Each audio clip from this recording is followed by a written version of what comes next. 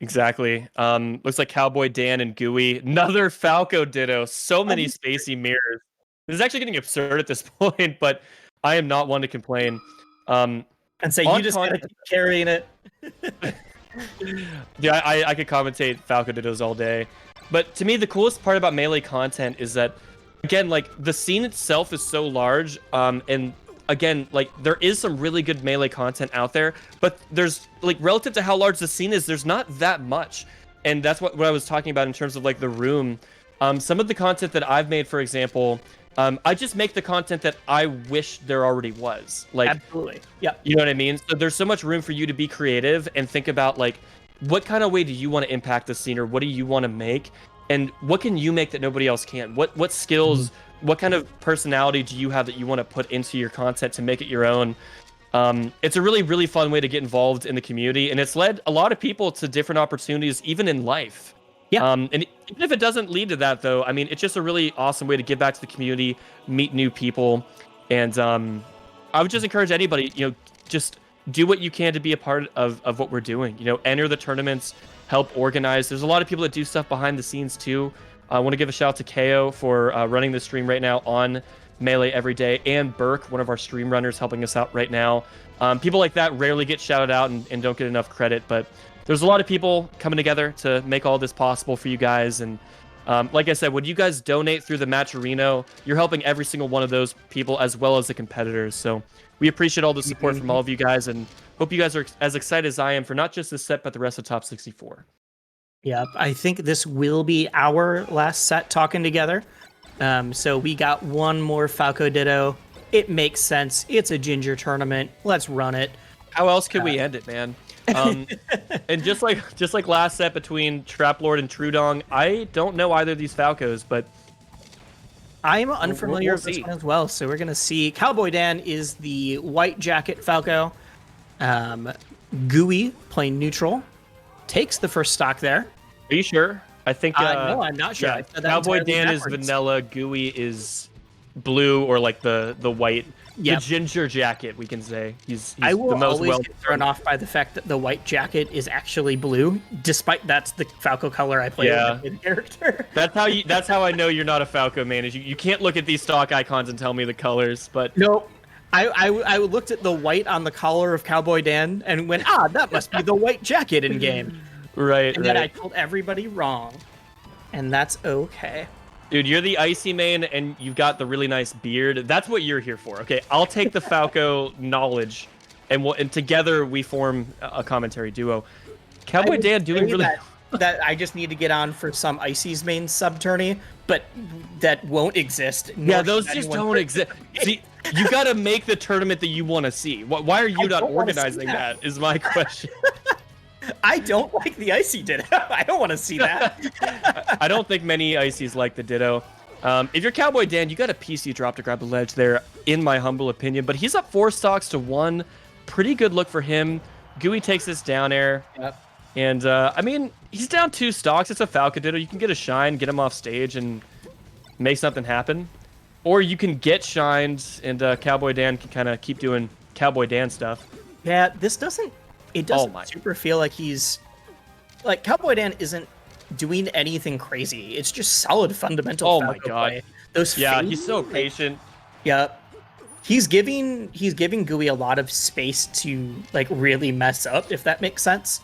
There's a lot of spots where CowboyDan would, like, laser or short hop dare and just fade back and wait.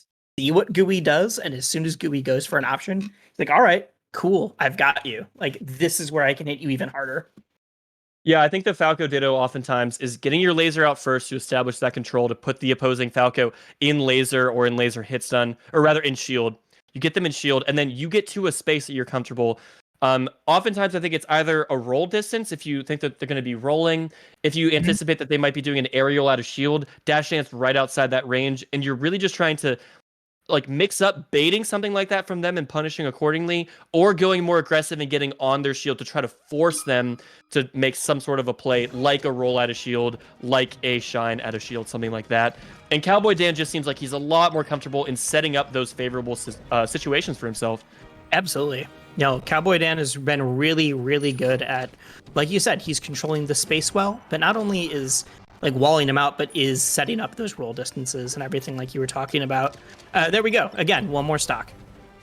Yeah. He gets his laser up, and he catches Gooey trying to jump out of that laser hit stun, gets his own shine out. That time he aerials the shield, but Gooey doesn't shine out of shield in time. So Gooey, he's had a couple opportunities, but he's just not executing. Doesn't really seem comfortable in the matchup right now. And that happens. Sometimes you're outclassed in the Ditto, and they make it look so easy. It kind of feels like they can do whatever they want, and you can't do anything you want. And that can be one of the most frustrating feelings. Gooey here still stuck in shield. CowboyDan kind of messing him up, and I'm really like I worried said, about doing this. whatever he wants to do. Like, it's a little late now, but this stage pick, because CowboyDan is using lasers and really controlling space so much more, and I get that, like, oh, I feel pressured. I want to go to a longer stage. Pokemon makes sense for that. But when Dan's laser game is this good and is just locking Gooey down, like, it just makes the outplay even that much more, like, you just get hit even harder and you get locked down even more neutral. Like, it's going to be 40% here. That's taking it. I count that as a 4-stock still. I don't know about you. Are you really prepared to get into a philosophical discussion? Because do you remember, like, I think it was MLG something, like PPMD versus Leffen, game 1 Yoshi story, left side, Leffen goes for like a fair when it would have been a 4-stock, but like he dies first technically, and it was like a JV4, but was it a 4-stock? Do you remember what I'm talking about? It might have been a little before your time. That, like, if you get a JV4, but it's because you went for a suicide kill, I think you got the mental or emotional 4-stock. That's true. To the other person, mentally and emotionally, it feels about as bad as a 4-stock. Right. And I think if you feel that bad, it put it on the scoreboard. It counts. That's it's so interesting. Like, there's so many interesting little cultural parts of Melee. Like, oh, like for JV5s, lasers don't count. Stuff like that. It's really funny how those like little parts of the social nature of the community emerge. Who are even a little bit like crazier about it, where the like Fox lasers don't count, but Falcos do because they're a neutral tool. Stuff like that. It's like. And also, like, it's like with Fox, you can short hop double laser. Like, you can't be realistically, and he also lasers considerably more quickly, of course. So you can't reasonably be expected to JV5 a Fox almost ever if they're willing to just run to the other side and shoot lasers for long enough. I think against Falco, it is a lot more doable, especially if you have power shields. Excuse me, I have hiccups. Or if you're able to move in and out of shield well enough. But man, I'm sorry, I'm getting hiccups at like the worst possible time, the very end of the block. But that was the most dominant set we have seen. Anything? How did it happen? What happened? I have my water right here. It's right here, chat. But we ended the block with the most dominant set of the entire block.